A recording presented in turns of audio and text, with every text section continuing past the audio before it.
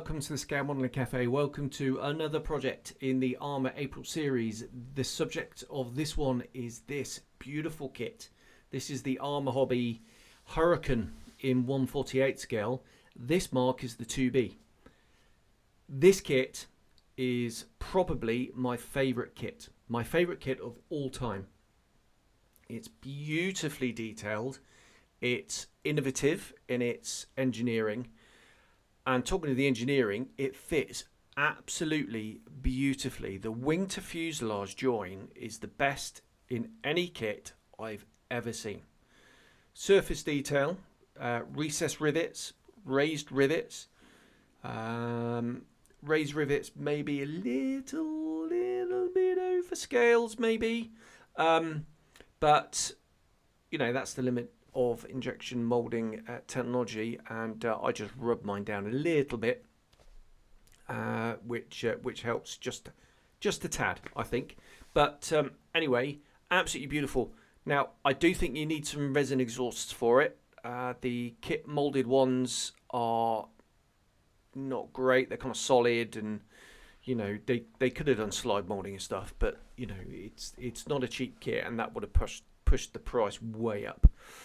And this is the I think Arma Hobby's best kit to date. It really is. Unfortunately, they don't use the same manufacturer, the subcontractor. I'm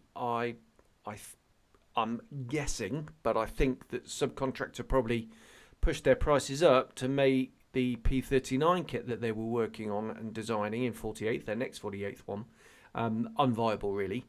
It's about £45 this one. You can get it cheaper if you shop around. And the P39 is about £37, something like that, £36, £37. So considerably cheaper, but it's not riveted at all. Whereas the surface detail on this thing is just utterly beautiful. Right, as ever, I am going to be doing some extras. I'll just grab this. Right, I've got inside and outside canopy masks.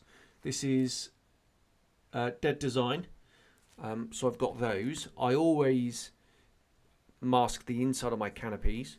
I just think it just gives a far better result than just painting the outside, painting the interior colour over the outside of the canopy first and then going over the top. It just looks really weird when you're looking inside because you got this weird effect. Anyway, I'm digressing again. So I've got those.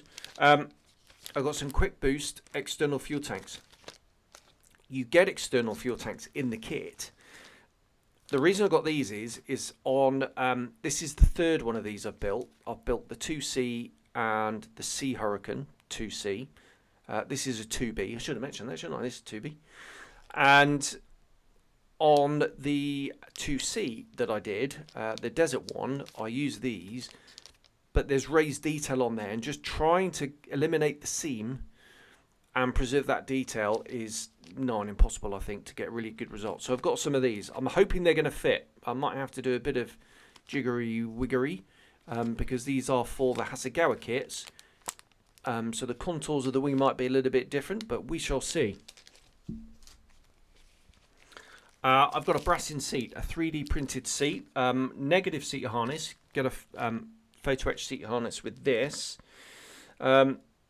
Beautifully printed. Arma Hobby do their own 3D printed stuff. You can download the files and print it yourself, or you can buy theirs. I've used the Arma Hobby one, but the print lines were, quite prominent actually. The molded in detail, including the seat harness, was absolutely beautiful, but this is a natural metal seat in the Hurricane, and those print lines, I did my best to try and eliminate them, but it was a bit of a fudge, so I thought I'd try the Brassin one, and it looks lovely. And exhausts, again, these are Brassin, the exhausts. This is a must. I think the one downside of this kit are the exhausts, and yeah, I think these are essential really. As you can see, no wheels. The wheels in the kit are absolutely beautiful. Okay, they're two-part wheels. However, They've got all the moulded detail on the sidewall, Dunlop or whoever it is that made the wheels and all that kind of detail on there, and I think they're absolutely beautiful, and I don't think they need replacing, so I didn't bother with those. Right, what am I going to do with this kit then is this is going to be, well, as you've seen on the title, this is going to be a Soviet machine. I've just designed the masks actually this afternoon, and they're all going to be sprayed, which is going to be interesting on the underside of the wing with all that raised detail. See how we get on with that.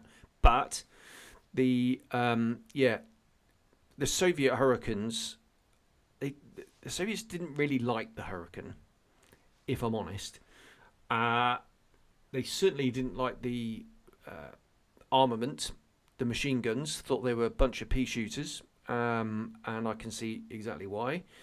So they upgunned their 2Bs with two 20mm cannon and two 50 cal machine guns. So I'm going to be doing that. There are 3D printed conversions on the Arma Hobby website, well, the barrels anyway, that you can download and print. I was too keen to get on with this, so I'm just going to use some Albion Alloys tubing on mine. And I'm filming this in March before I fly back for Ramadan, and friend of the channel Drew is printing a whole load of Arma Hobby 3D files that I bought and paid for and downloaded and sent to him, and he's going to print them off for me. One file, I'm pretty sure, is I did the rockets for Under the Wing. So this project's going to get maybe finished before I fly home for Ramadan. If so, I might just fit the rockets afterwards, or I might just leave them off and do save them for another project. But we shall see. But that's going to be the plan. I don't know whether I'm going to do... I found a really good scheme because I want to do an ocean grey and dark green scheme with some overpainted bits. And I found a profile in the Osprey Aces book that had the tropical filter, because I really like the Hurricane with the tropical filter. I then found a picture of that particular aeroplane and it didn't have the tropical filter on it. I may still do the tropical filter though, because who knows, it may have been fitted and then taken off in the winter, or it may just be an error in the profile. I don't know. I might not do the tropical filter though. I'm still working that one out. Well, you'll know because there's a picture at the in the title of this video. So yeah, that's a bit weird, isn't it? There we are. Right, enough rambling and enough blaring. Let's get over to the bench and we'll get cracking on with not the cockpit but the wheel bay, because that's where everything starts. So I'll see you at the bench. Hello, welcome back. So, bit of a disaster to start off with. Yeah, I spilt this coloured glue over the fuselage parts, over my hands, over some sanding sticks. Yeah, created a right mess. Lots of cleanup. Luckily, didn't do too much damage to the parts. Starting off with some of the silver lacquer paint. Arma April Standard is my paint of choice. Directly onto the neat plastic. Chucked it down. Well, I say chucked it down. Sprayed it. Sprayed it on quite a light air pressure. You can see there it will cover up that blue staining from the dye that's in the cement. And yeah, glued just a few of the parts together before I started spraying. That's the 3D printed seat, which is absolutely beautiful, by Brassin. MRP for the cockpit green. A little bit of masking required. So the top half was the interior green, the second was the silver lacquer. So it wasn't obviously natural metal.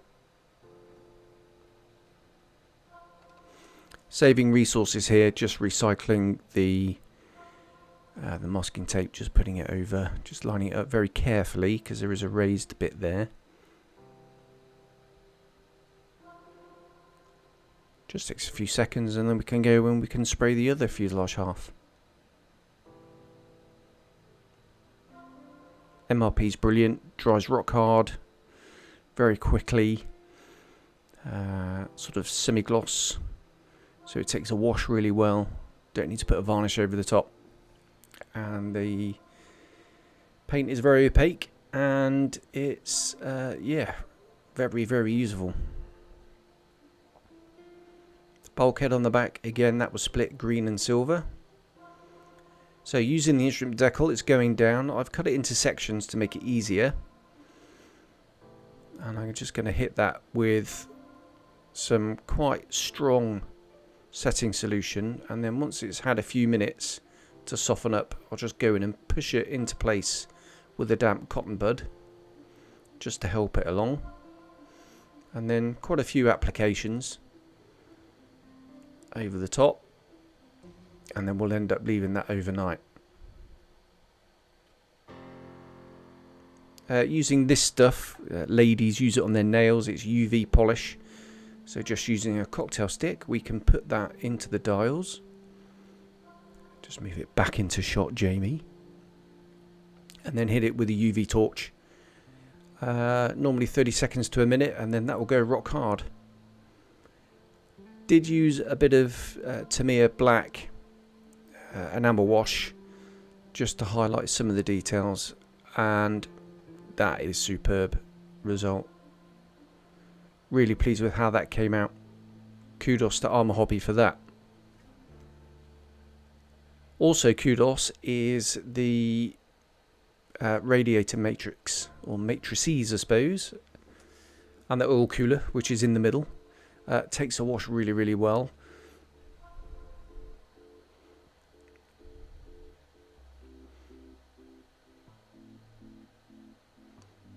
I don't know why I didn't do the oil cooler in the middle. I did eventually. Yeah, I don't want to flood it, so I'll just tidy that up a little bit.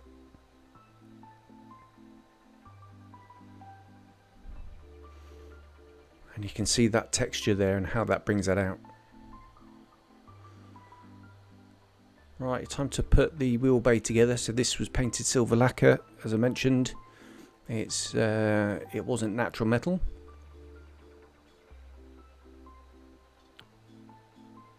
Just builds up into a beautiful replica, really highly detailed. Very simple, fits brilliantly. Nice and strong and sturdy. It's just brilliant.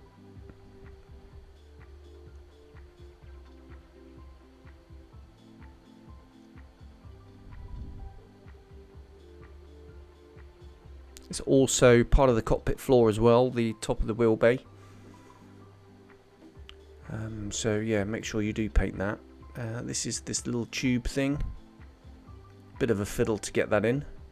This is not the first take.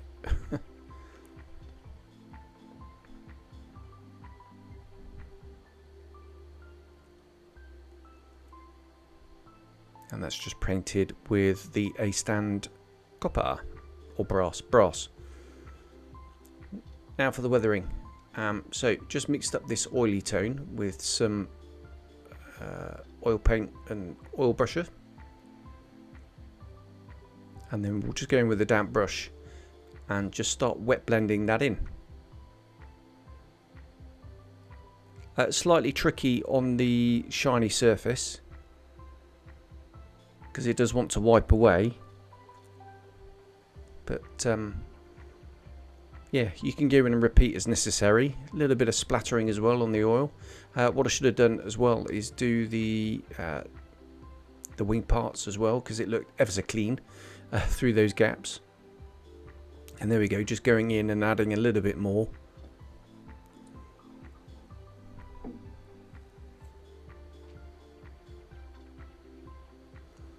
Time to put the cockpit together now. So super glue for the 3D printed resin seat, which just nestles perfectly into the cutouts. Trying to be very careful not to snap the seat height adjust lever off.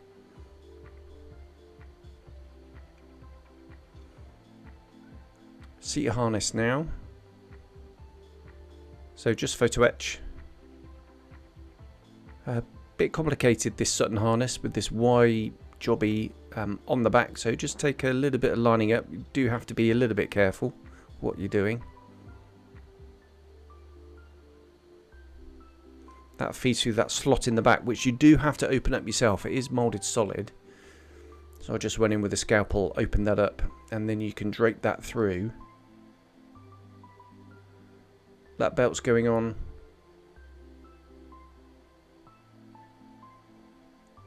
And they can just be bent into shape. And that's a really nice seat and harness. Now to put it all together. So just following the instructions, going bit by bit.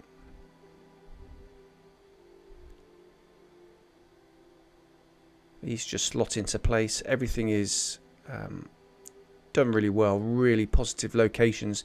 Now you'll see me put the sort of armoured back on in a moment. And I made the same mistake that I do every time I make an Arma Hobby Hurricane, and that is I cut the tabs off the bottom, which is a real pain. So yeah, unfortunately they do look like sort of moulding pips or something,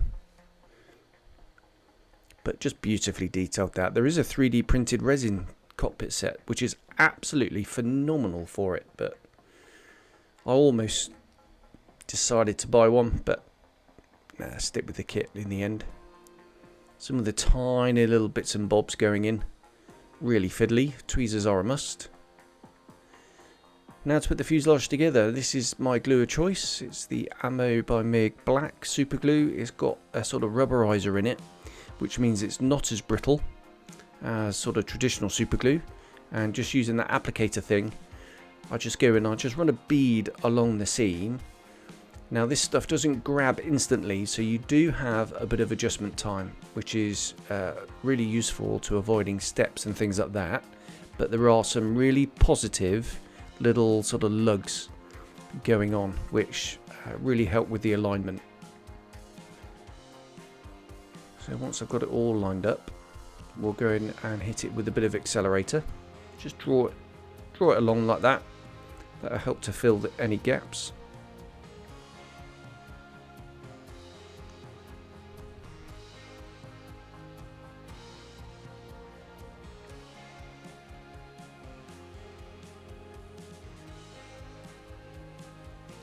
And there we go, that's pretty much set, and we can go in and start sanding straight away. So just using the Ammo sanding sticks. I try and do it wet if I can, just to reduce the dust, and it also makes it a little bit less scratchy. Just going in with the fingernail, you'll be able to feel if there's any imperfections.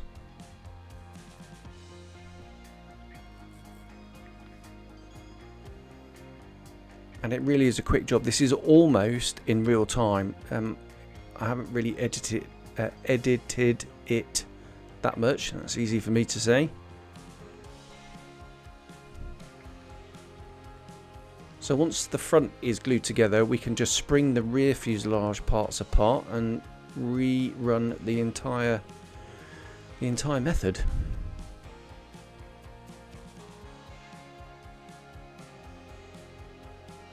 Fit is absolutely superb. Now we can just go in and polish that up with sanding sticks and sanding sponges. One of my favourite sanding sponges I've had for an awfully long time, and yeah, that's really well worn. Panel lines now. Going in with my ASK or ASK razor saw. Not applying too much pressure, just the weight of the tool. Just running it along. There's not too much sanding gone on, so the seam line is there.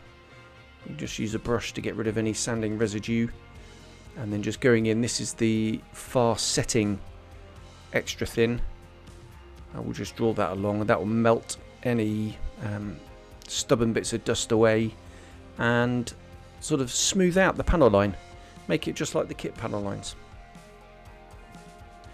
One of the highlights of this kit is the wing to fuselage join. So we're just going with a dry fit. That just clicks into place, and it's almost like there's no join there at all. It's very difficult to actually see the join. Now this one was not as good as the last two I've made. Maybe that was me. Maybe because it's slightly different wing, because this is a 2B wing and I've used 2C wings before. But you can see how wonderful that is anyway. I did get a hairline gap that I ended up filling. Just drilling out the front here. So these, the whole front was hollow.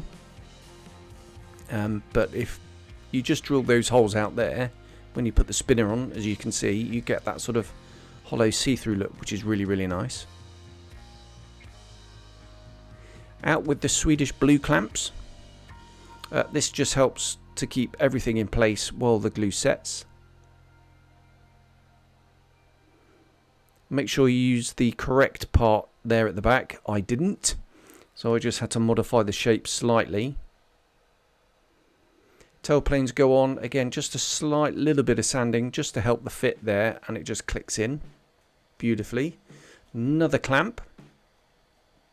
Now that front bit is metal and it does sort of sit proud on the real thing, so don't be tempted to sand that all flush. It should be raised. I ended up having to cut the elevators because I didn't follow the instructions again. But if you fit the elevators before applying the tailplanes, then you won't have to do that. So yeah, don't follow my example. I'd made that more complicated than it needed to be.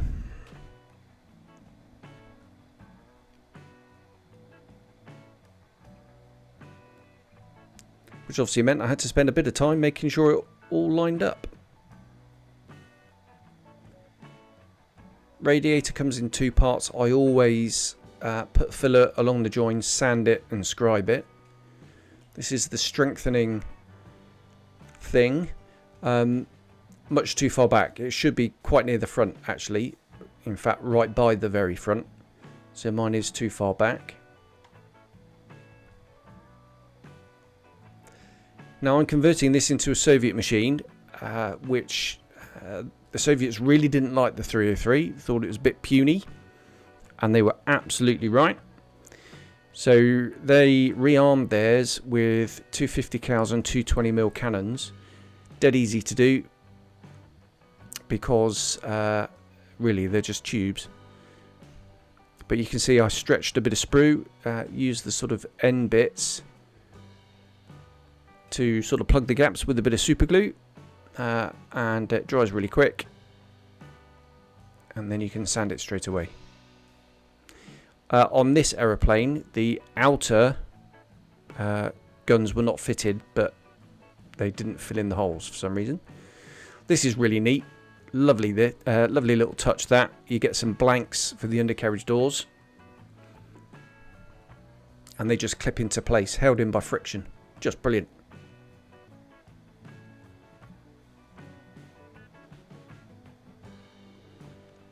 Right, just checking the seams, just drilling the holes out for the aerial wires, and there we are. We are ready for paint. So thanks very much for watching. I'll see you in the next episode.